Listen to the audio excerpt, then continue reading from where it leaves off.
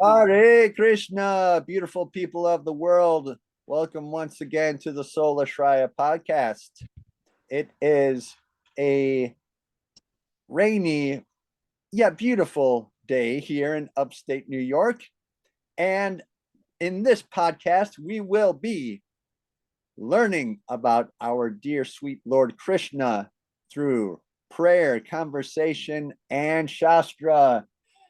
If you have or have not been following the podcast, we are reading out of the Krishna book. That's our thing. This is what we do. I am joined by my friend and teacher, Balaram Shakti Das, and special guest, Bhakta Paul, Haribo. and special guest in the back seat, Bhaktin Sammy. Yes. Hare Krishna. And of course, we can't do the show without Balaram being in a car. So here we go. I'm not operating the phone for the record. I'm operating the motor vehicle. Oh man, that's great though. That's great. Pulse. All right. So I want to get right into it. So I'm gonna go ahead and bring up the Mangala Char and prayers, and we can hop right into it on this show because we spent the last two shows talking about apocalypses and apocalypse and pro wrestling and all this other stuff. So on this one, we're gonna get right into the the word. Yeah, So yeah, let let's get it. Let me bring it up here. Paul, do you want to lead the prayers? Yes, I am going to bring up the prayers so our audience can see them.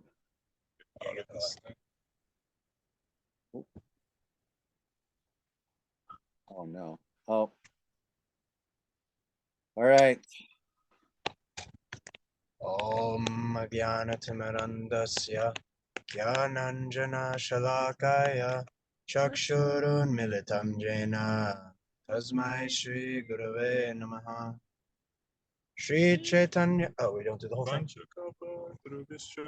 Namo Vishnu Varaya Krishna Prishtaya Bhutale Srimate Bhaktivedanta Swamini Tinamine Namaste Saraswati Deve Gauravani Pracharine Nirvishesha Shunyavadi Paschatya Deshatarine Vanchakalpatarubhyascha Kripa Sindhubhyeva cha Patitanam Pavanebhyo Vaishnavebhyo Namo Namaha Jaya Shri Krishna Chaitanya Prabhu Nityananda Shri Advaita Gadadhara Shri Vasari Gaura Bhakta Vrinda Hare Krishna, Krishna Krishna, Hare Hare, Hare Rama, Rama Rama, Hare Hare. Jai. Hey, that was pretty good. That was pretty good for being in a car. I tell you what, that was pretty good. All right. So I'm going to bring up the text in the Krishna book to where we're at right now. We are almost done with chapter 3. And we are at this point where Vasudeva is praying to Lord Krishna, and oh man, wow, to do like a whole recap of where we've been and what's going on. We're almost to the end of chapter 3. And Vasudeva, okay, Krishna has appeared in his form, and Vasudeva is talking with him and praying to him at the same time. I'm going to move this down real quick so it's out of my way. So I would just assume start reading and just take it from there. Is that cool with you, or do you want to add anything to that, Balaram? No, this is Krishna's father. He's wrapping up. We got 2 paragraphs of him, and then Krishna's mother, Devaki. Yes. will speak, Yes. offer prayers. Yeah. So, yeah, let's hear what they have to say. All right. So all the pages in the book numbers are different depending on what copy you have. So I'm just going to say we're like 2 pages from the end of chapter 3 and kind of have that as a reference for our audience if they want to read along. We're starting with the paragraph that starts with, "My Lord, you are the supreme controller." And this is Vasudeva speaking to Lord Krishna, okay? All right. "My Lord, you are the supreme controller, the personality of Godhead, the supreme great, maintaining the order of this cosmic manifestation. Yet in spite of your being the supreme controller, you have so kindly appeared in my home. The purpose of your appearance is to kill the followers of the demoniac rulers of the world, who are in the dress of royal princes, but are actually demons. I am sure that you will kill all of them and their followers and soldiers." Well, I'm going to read more, but just right off the bat there, I guess the more things change, the more they stay the same. Isn't that right? Oh, wow. That reminds quick story from this morning's class at the temple. Mother Narayani is in Philly giving really nice classes. She's a disciple of Srila Prabhupada, and she's telling the story of what was it, in New York City? The devotee was looking for jewelry for her Krishna Balaram deities, and like really first like best jewelry, better jewelry than she was able to find in like devotee jewelry stores in Vrindavan, in India, is what she was saying. And one day she showed a picture of her deities, college, yeah, to the jeweler, right? And it's probably marble deities. And she's like, "Wow, such beautiful boys, Krishna and Balaram, such beautiful young boys." She like really appreciated it. And so the devotee was like, "Yeah, they were here on this earth 5,000 years ago." And she's like, "Really, so long? Like, why do people still remember them? Right? Like, what is it about these 2 boys that people still remember them? 5,000 years, that's a long time." And what did she tell them? She said, "Because they killed the whole mafia in that town." Huh. And she's like, "Oh,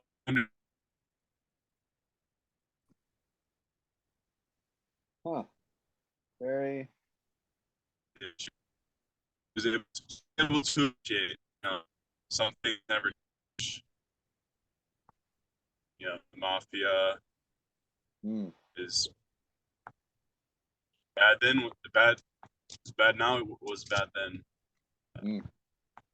So the demonic rulers, yeah, it's like that. It was a lot worse back then, though. It was they were pretty dark. Just outright demons. They weren't even hiding their physical features as being, demonic and everything. Yeah. There's good old fashioned old school demons. Good old fashioned. But yeah, but we can relate, right? It's also going on. Yeah, I was thinking in more terms of like the Bush administration when I read that. That's what I was thinking of. The first one and the second one. Yeah. So anyway, I'll keep on reading. Yeah. All right. "I understand that you have appeared in order to kill the uncivilized Kamsa and his followers. But knowing that you were to appear in order to kill him, he has already killed so many of your predecessors, your elder brothers. Now he is simply awaiting the news of your birth. As soon as he hears about it, he will immediately appear with all kinds of weapons to kill you, with all kinds of weapons. Oh my goodness.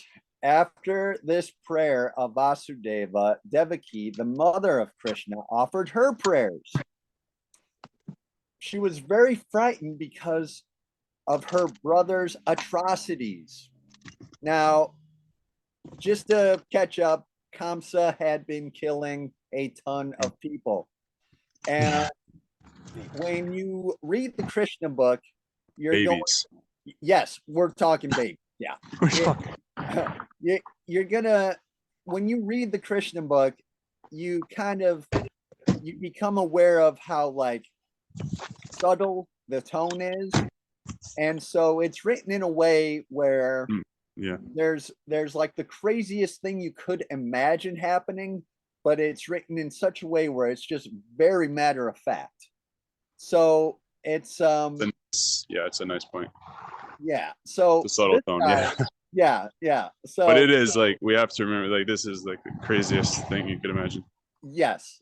So the undertone, there's just like undertone or like just a very calm tone when just in the way that it's written, like Kamsa was like hacking up infants. Next sentence, it's like whoa, wait a minute, what? So just to make that point, and I am trying to read it in such a way where I can kind of like magnify the seriousness and kind of bring forth like kind of a more of a dramatic sort of to like bring those points out and make it a little more less subtle and more alive for the viewer reader. So that's what she's talking about here. That's what Devaki, Krishna's mother, Kamsa's sister, is talking about. So this is her brother has been killing her children. Okay, so it's pretty gnarly. It's pretty brutal. It's pretty serious, So this is Devaki. Krishna's on the scene now, and this is Devaki's prayers. These are what she's praying to the Supreme.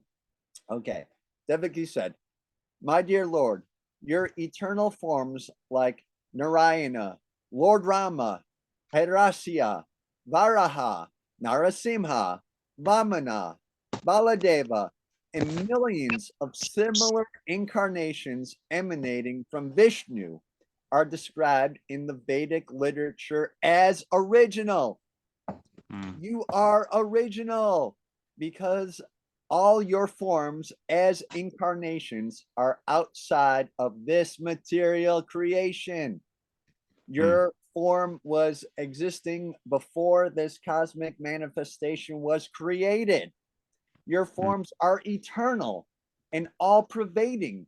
They are also self-effulgent, changeless, and uncontaminated by the material qualities. Such eternal forms are ever cognizant and full of bliss. They are situated in transcendental goodness and are always engaged in different pastimes. You are not limited to any particular form only. All such transcendental eternal forms are self-sufficient. I can understand that you are the Supreme Lord Vishnu.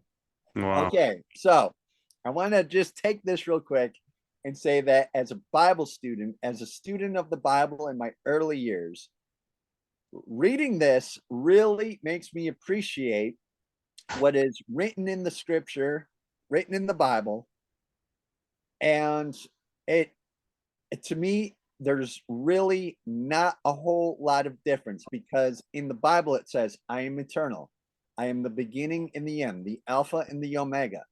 So I can relate to this. And this is this has got to be one of the best prayers that I've ever seen, that I've ever read. I mean, Devaki, she knows what's going on here, you know? She understands who he is and what he's doing. And this prayer just gives life to like what God is, who he is, how you can know him. And it gives you a concept of like, this dude can like, oh, okay. I'm switching over to the laptop here. Oh, okay. Okay. I was like, oh, that, yeah, you might even be able to have them both on maybe. But well, let's see how the audio situation is. Yeah. Sorry to go off. You were on a roll there. Yeah. No, it's okay. But this paragraph here, I mean,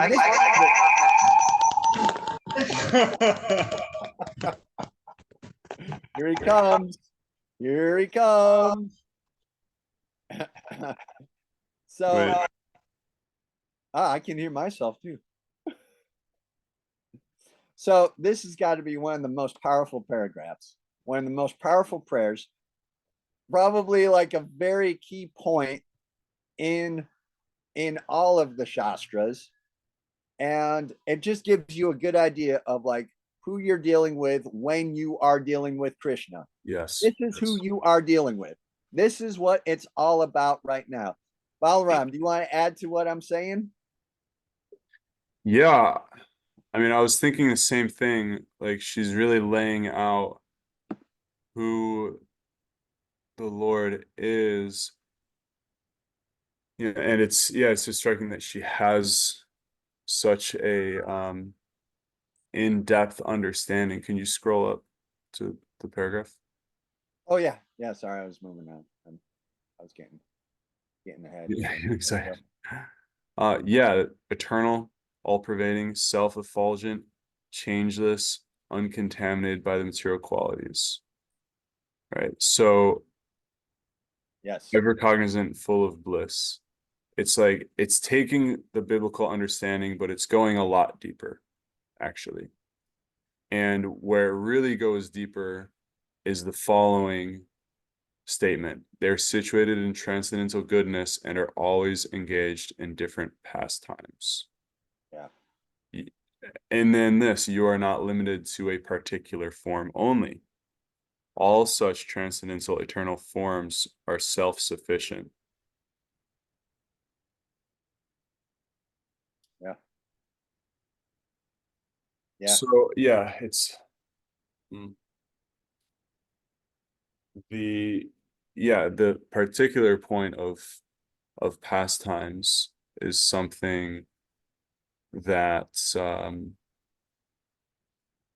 other traditions don't have this kind of knowledge, so Devaki has understood this, all throughout this book.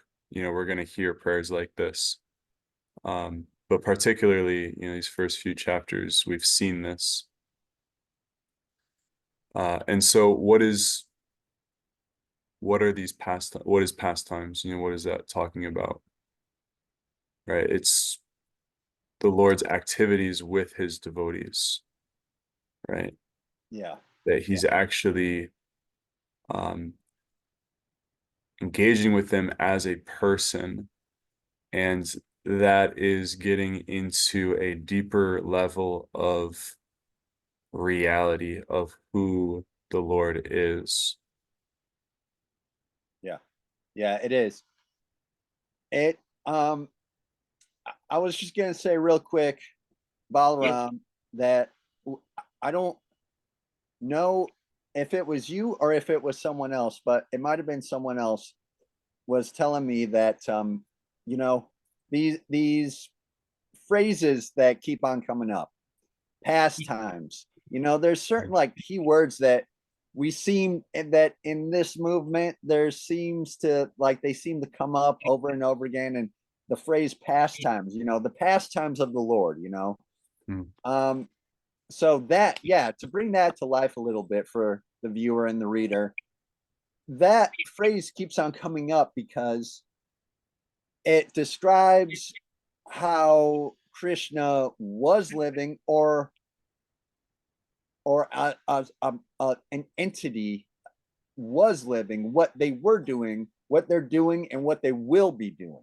It's called pastime. It's like, because they're on a transcendental level, because they are you know, deified, Krishna is God. Okay. Like, it's that, like, his job is how do you describe someone's job when they're God, So now, another thing I'll just say real quick is that I don't know.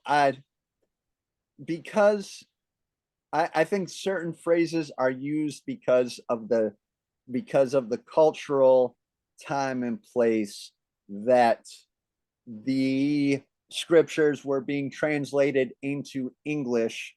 Those words work the best to describe something in our language, that they're like, that's just the best word for it in English, because all this is coming from Sanskrit. Even the Krishna book itself is really nothing more than Bhagavatam. yeah, it's like a compressed, more pure, what would you call that? Summary. Yeah, They call it a summary study. Yeah, Helpful. it's like the pure, it's like the essence of the 10th canto of Srimad Bhagavatam. So yeah, so just to make that point. Yeah, sorry. Yeah, well, it is actually good for us to know where this is, like how Prabhupada is giving this, because it's not just like his culture. He was looking in like the most authoritative English dictionaries and thesauruses to find the proper words, like the best possible words. And there were some words that his editors said, Prabhupada, I don't think this is the right word. And then they looked into, what, they inquired from him, like what he meant. And then they looked at the definition of the word, and they realized, like, we might not use it in this way, but actually the word itself does mean what he is trying to convey. And sometimes he would spend hours just on one word. I believe it. Word for I word. believe it. Yeah. Because it's like, this is a very precise thing he's handing us. So yeah. So but yeah, I guess I'll say one more thing. Yeah. And this is something I'm often meditating on, or just, at least recently, like really trying to get into a deeper understanding of the particular nature, or the unique nature of Krishna, because bhakti yoga is opening up a whole new universe of God consciousness, much farther than I hesitate to say mere God consciousness, because that's not a mere thing, but simply being aware of God as all pervading, as self-sufficient, as changeless, as uncontaminated, existing before this cosmic manifestation, right? That understanding doesn't in and of itself impel you to devotional service. It doesn't impel you, meaning inherent in that understanding is not any active spiritual life, right? It brings you to a passive understanding of who God is, which is very important, but that is a foundation upon which to build a relationship. It's like, if I know that Bhakti Jake exists, okay, it's nice. Then I'm able to form a relationship with him, but just knowing that he exists, what is the nature? What is the active nature right there? Is that right? Isn't it? I this is why we're doing a show, man. This is it, because there is such a difference between, like, okay, yeah, that's such a good point, because it's like, and just in that last paragraph. I mean, there's so much there. Once you just get into it and just realize, like, and just have like God conscious, and just get out of your own way and get out of the box and like break free and just understand just who God is, you know? I mean, yeah, yeah. I mean, I am constantly comparing the Srimad Bhagavatam and the Bible just because that's my background and that's what I was trained in. And the similarities are numerous and they just keep on popping out at me throughout time. So that just makes me really have more faith, because it's hard to go from like one certain kind of like faith to just a whole new thing. You got to realize that everything is connected, and that this is reality, and yes, this is connected to what you were previously to your previous learning, to your previous upbringing. Yes, there is a connection. Yes, the potency of Krishna equals the potency of Jesus Christ as we know him in the Western world. Yes, there's an equality there, and yes, it's hard to figure it all out, but it's definitely there. And this is just pointing to the fact that Vishnu, Krishna, is God. And he's so much more. And like that's and that's the Thank point you. Yes. making. Because it's not just they're equal, because again, what is that leaving so many people with? And this is why did Srila Prabhupada bring this? If it's the same, if just okay, well, we already have Jesus. Okay, well, what is the nature of your relationship in service to him? You know, are you having to surrender, for one, and also are you engaging in activities that are in and of themselves spiritual, or do your spiritual activities begin after death? And because we say that that's not necessarily the case. You can lean on deliverance through mercy, but as James, brother of Jesus, replied to, the disciple was, I believe, Peter, who said that it is by grace alone that we are saved, not by works. And James' reply was, yes, brother, this is true. Everything is by grace, but don't you know that grace without works is dead? Right. So you're dead in your spiritual life. Why do you think that you would, be alive? Like, why would something just change after you die? Your consciousness is a perpetual thing. You can't be anywhere but where you are. Where is your consciousness? If your consciousness is constantly dwelling on him, that's one thing. Devotional service is ahaituky, apratihata, unmotivated and uninterrupted.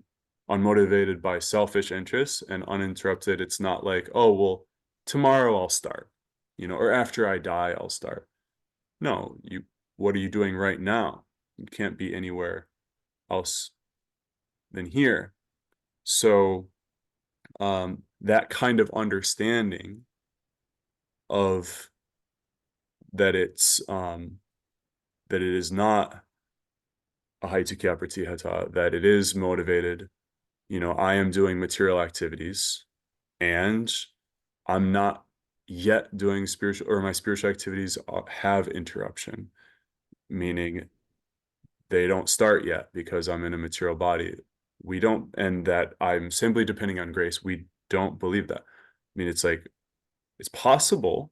It's possible. There are people who get honorary degrees without going to university. But even if you have that degree, it's a mark of true character to not rely on that and to do the service anyway, for the sake of it, because you're able to render service. So that rendering of service is only possible with Lila. with pastimes. You have to be able to engage with the Lord, right? Otherwise, like, how can you Absolutely. serve them? Yeah. If it's just some entity that's nebulous up there, there's no service. Yeah, and so it makes sense that you would come to a conclusion that it's just by grace alone. There's no way for me to interact with him. Definitely, especially not here. Maybe I'll interact with him in heaven, but some sects of Christianity don't even believe that. You'll go up there and he's just the unmanifest Godhead. Whoa, like the light, and we'll be enjoying, we'll be living without the flu and without taxes and without, electricity bills. And we'll just be doing the same thing we're doing here. Some people believe that.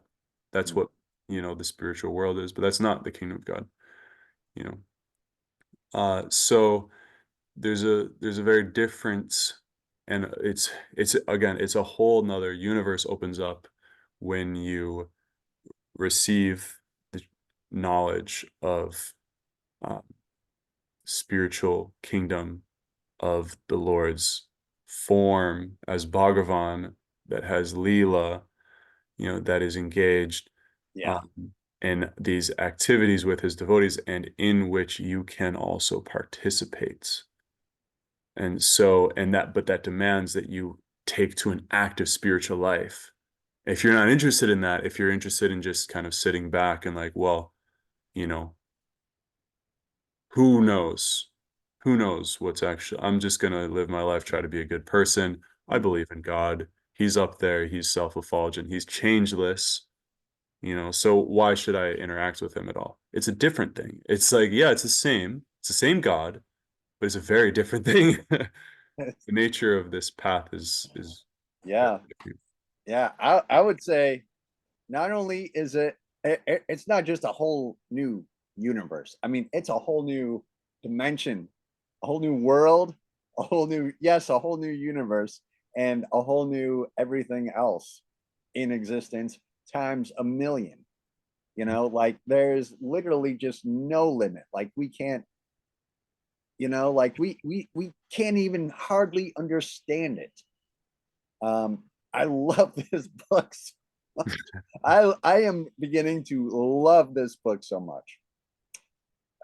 Which this is perfect because this is right where I want to start reading. Speaking of millions, Nice. Yeah. let me carry on here. Okay, so this is I believe this is still Devaki talking. Yeah. Yeah. Yeah, okay. I don't think it's Krishna talking, but maybe it is. But It'll maybe say no. It's Devaki. it is Devaki. Okay. After many millions of years, when Lord Brahma comes to the end of his life, the annihilation of the cosmic manifestation takes place. At that time, the five elements, namely earth, water, fire, air, and ether, enter into the Mahatattva. The Mahatattva then enters by the force of time, by the force of time, into the non-manifested total material energy, and total material energy enters into the energetic pradhana, and the pradhana enters into you, speaking of Lord Krishna. Therefore, after the annihilation of the whole cosmic manifestation, you alone remain with your transcendental name, form, qualities, and paraphernalia, which I guess would mean flute, headdress, whether it's a crown or a turban or a little of both, like Yeah. the peacock feather, Bugle. cow, maybe a Yeah. couple Paraphernalia gopis. can also include associates, entourage. Yeah, like entourage. Yeah, right. Like a couple of gopis. But seriously, but so I don't know. Should I just keep on reading? Sure. Okay. We're so close to the end of this. I don't know if we can Still do it. have a couple pages actually. Yeah. Yeah. but Yeah, I we're know. getting there. We're getting close. I'm into, yeah. Okay, so my Lord, I offer my respectful obeisances unto you because you are the director of the unmanifested total energy and the ultimate reservoir of the material nature. My Lord, the whole cosmic manifestation is under the influence of time, beginning from the moment up to the duration of the year. That's a fact. All act under your direction.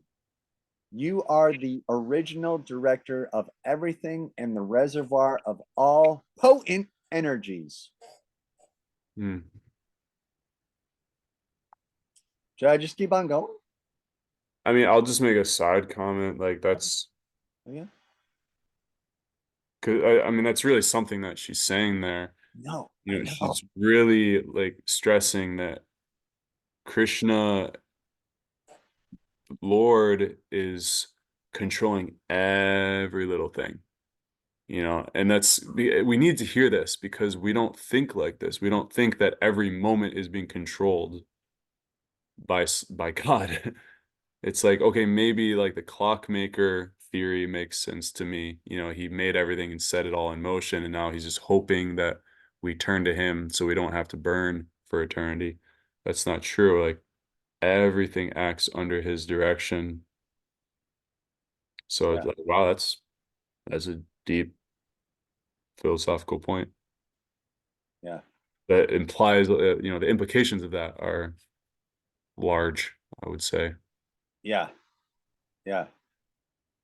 It Like, gives you faith, you know. It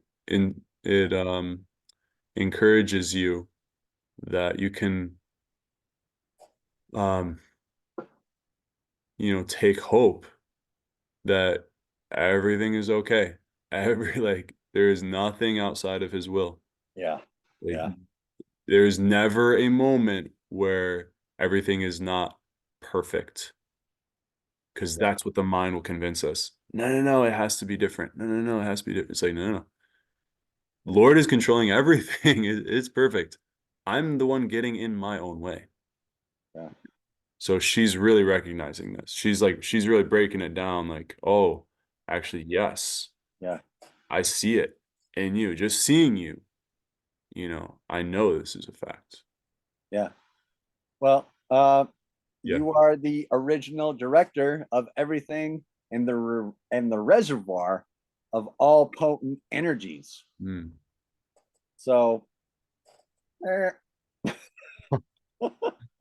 I mean, yeah, it does give you faith. Mm. It gives you just a glimpse of like, just a little taste of like just I don't know what I would call it. Hope. Like if you're in this anxiety ridden mind, which so many people are these days, just and then you read this scripture, this book, and you're like, oh, okay, well, all right. It's like I just saw a cartoon where there was like this long line of people were like, you know, you know, that needed help with like anxiety, and it's like, prescription drugs, entertainment, whatever. And there's this big long line and this like going to this one door. And then the next door, right next to it, it just says like Bhagavad Gita. No one there. No one. Not one person. Mhm. It's like, man, if only we can just break out of that. And I'm not saying, you know, don't take prescription. Take your medicine, kids. All right. Yeah. Dr. Jake isn't saying that, okay? Dr. Jake just wants to get this message out to the people, and take it if you want it. If it's resonating with you, get into it. That's all I'm saying. Mm. Hare Krishna. Hare Krishna. Yeah, it has such a that was another point that Narayani Devi brought up today, this morning in class. Like these books are so powerful. Just books in and of themselves. Like, I think all of us, maybe the new generation hasn't had this experience because they don't read, from what I've seen, but I mean, you ask anyone of our generation and any older generation, like, can you tell me one book that changed your life that you will never forget for the rest of your life? I Yeah, can. easy, I Yeah. can give you a list, Yeah. you know? But even just one book, that really influenced you, you know? Yeah. Maybe you didn't even finish reading it, well, you probably did because it was engrossing, but Yeah. yeah, the books, they're potent. There's some potency there. So what to speak of those that are spiritually empowered, you know, that are saturated with spiritual potency? I mean, Krishna is living in these books. Yeah. He's actually living in these books, and he is the reservoir of all potent energies. So all the different little potencies that we experience, in different books, in authorities and leaders, in the sun, in food, in music, in anything that has any kind of potency, it's there in Krishna. It's here in Krishna. So it's like, yeah, just take this book, take any of these books, even if it just sits on your shelf, you know, that's the first step. Just bring it in to your life, Yeah.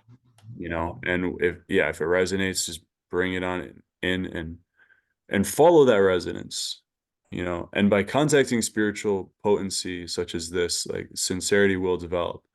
But if we have sincerity, then we can really follow the resonance, and it'll take us to Krishna, you know.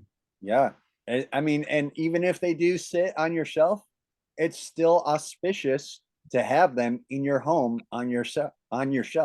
It's still gonna do good things for you and your house just to have them there. Now, obviously, we're trying to get you to open them up and read them the best way we can by like trying to inject some life and some like personality into them, our own quirky like personality, make it kind of fun, because like we live in a day where A, nobody reads anymore, and B, they need entertainment like 24 hours a day.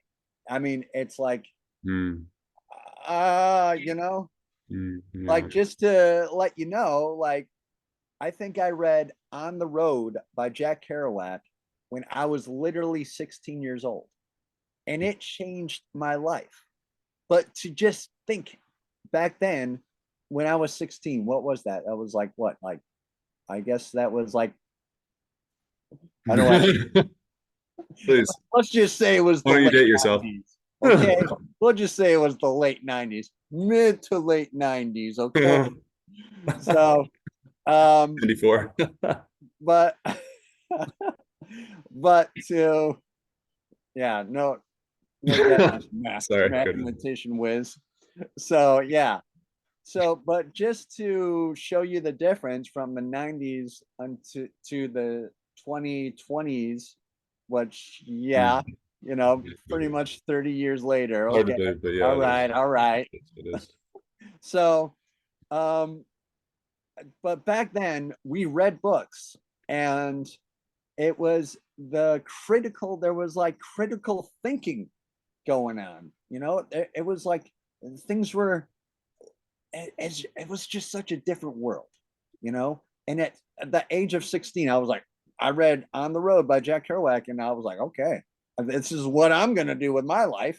I know what I'm doing now. Mm. Of course, that maybe wasn't like the most Sattvic lifestyle, but you know, there was still things, still critical thinking happening, you know.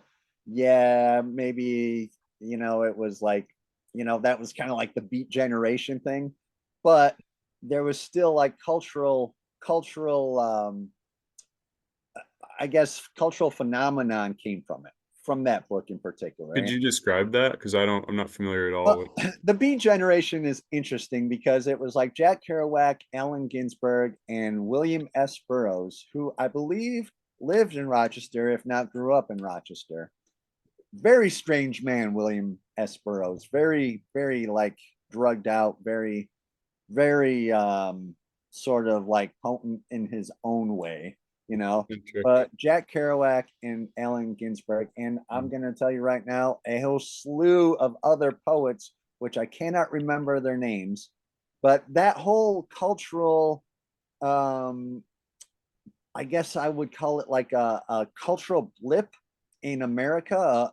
It kind of like it kicked off like the hippie culture is what it did. Okay, so the Beat Generation, beatniks, whatever you want to call them, it all kind of stemmed from Jack Kerouac writing On the Road. And I'm sure there's people out there that are gonna, I'm sure we're gonna get some comments for this one because I'm just like trying to explain this big phenomenon in like 2 seconds here. Okay.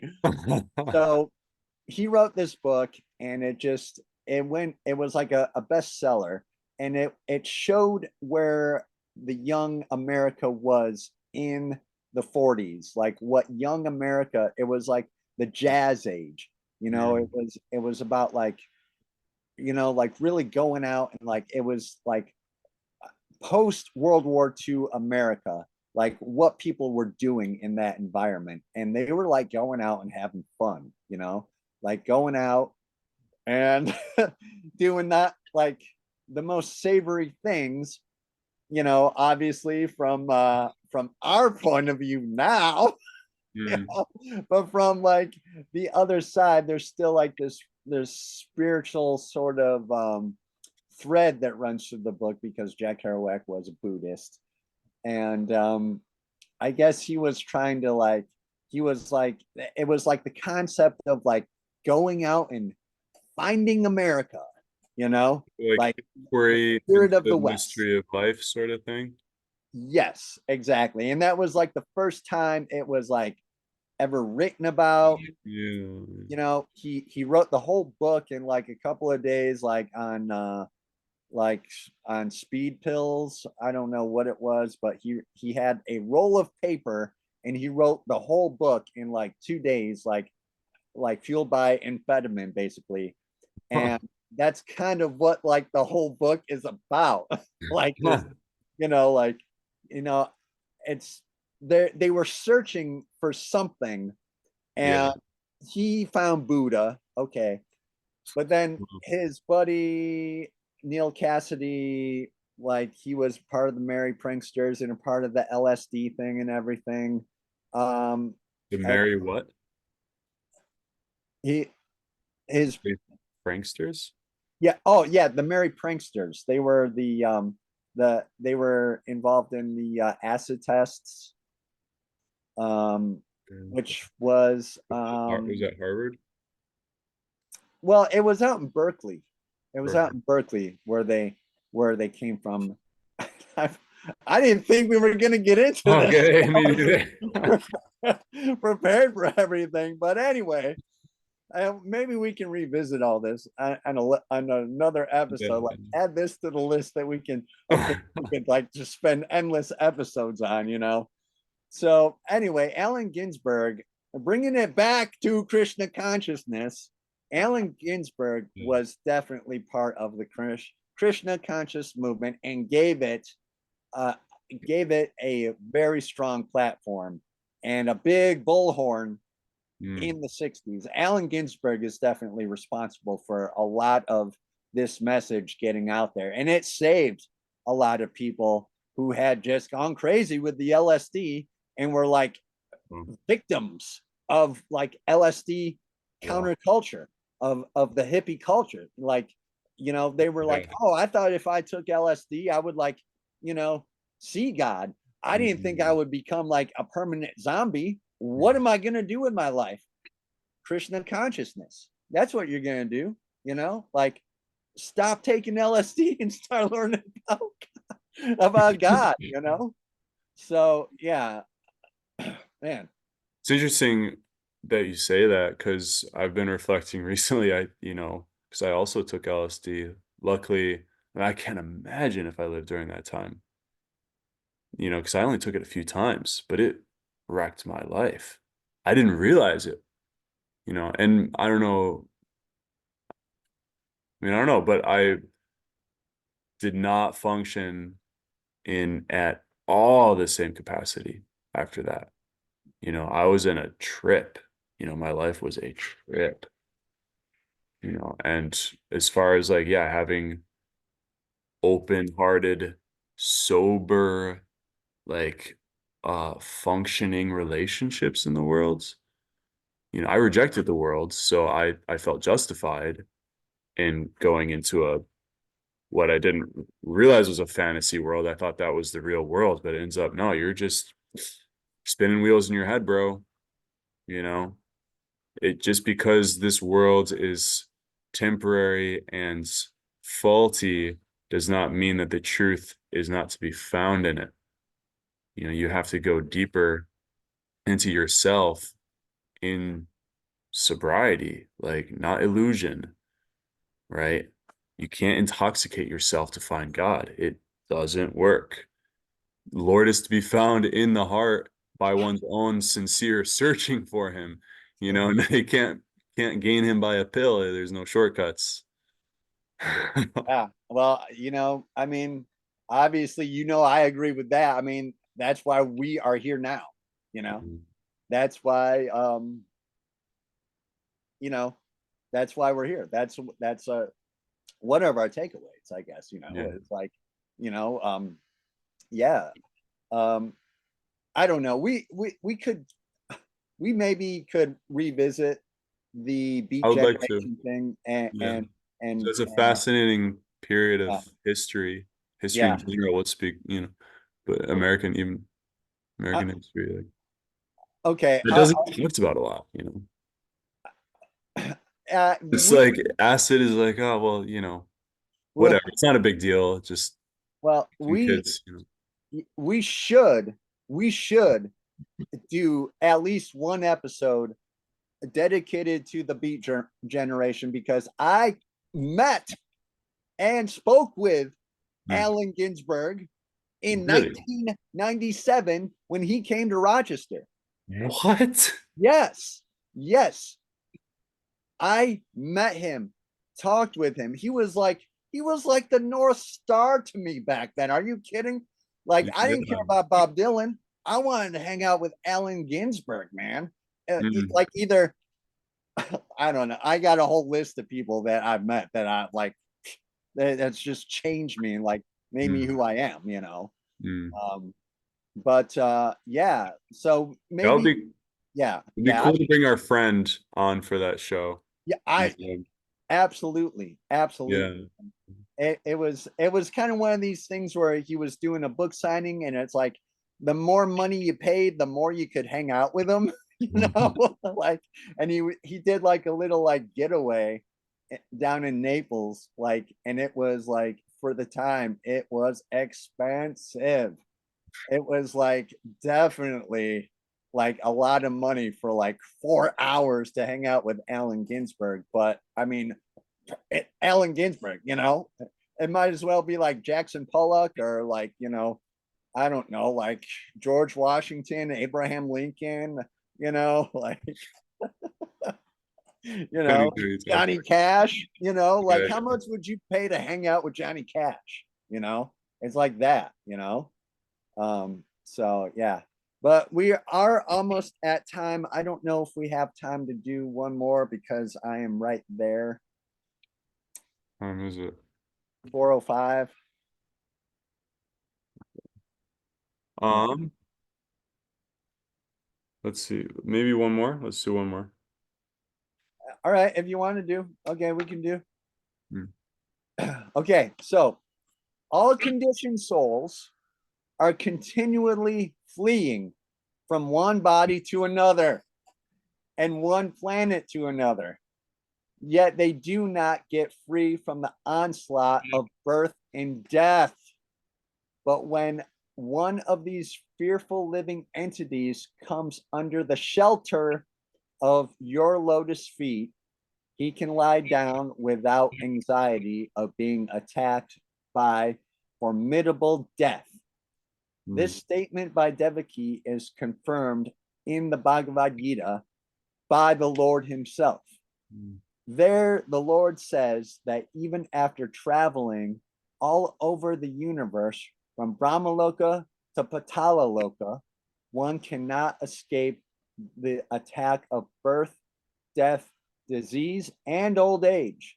But one who enters the kingdom of God, the Lord says, is never again obliged to come to the material world. Wow. So, man, that is so good. We might have to revisit this. Yeah, we might have to revisit that one. Hey, I just want to thank everybody for tuning in and watching our show, the Solar Shraya podcast. Thank you, YouTube viewers. Thank you, people of the world. Thank you, questioning minds, people that want to think critically about their world and about the time that we're living in. Yeah. We're trying to get answers, and we're trying to bring this message of Krishna consciousness to you. Now, I've got to go right now, but it's because we have a program here in Rochester, New York, Okay. every Saturday at 5:00. And if I don't know if this is really the right place to advertise the Rochester ISKCON scene, but I will say it's growing. And I will say that there is a website that maybe I don't know. Anyway, we got if you look hard enough, you're gonna find Bhakti Rochester. And please come to our program every Saturday night at 5:00. And this Tuesday, we have a very special holiday. Yes, we do. Yeah. If you're interested in this philosophy, if you're interested in chanting, dancing, and feasting in pure bliss of Krishna, then come on down to Mantra Central in Syracuse, New York, or in your local ISKCON temple. There will definitely be something happening, but Jake and I will be in Syracuse from 6 to 9 p.m. according to the flyer at Mantra Central. You can find them on Facebook. And we are celebrating the appearance of Lord Ram, a very popular, well-known incarnation avatar of Krishna. And so that will be really sweet, really, really sweet. Right? Yes. Yeah. Lord Ramachandra. They just came out with a movie about him last year. Another movie about the Ramayana. The Ramayana is where you can learn about Lord Ramachandra. So thank you for watching once again. We are the Solar Shraya podcast. Balaram Shakti Das, Bhakti Jake. We are just a couple of fill in the blank. Thank you for watching. I gotta go. Let's do the Hare Krishna mantra 3 times before we go, lest we forget. All right. Hare Krishna, Hare Krishna, Hare Krishna, Krishna Krishna, Hare Hare, Hare Rama, Rama Rama, Hare Hare. Hare Krishna, Krishna Krishna, Hare Hare, Hare Rama, Rama Rama, Hare Hare. Hare Krishna, Krishna Krishna, Hare Hare, Hare Rama, Rama Rama, Hare Hare. All right. Hare Krishna, Hare Bol. Be safe out there, kids. We'll see you next time.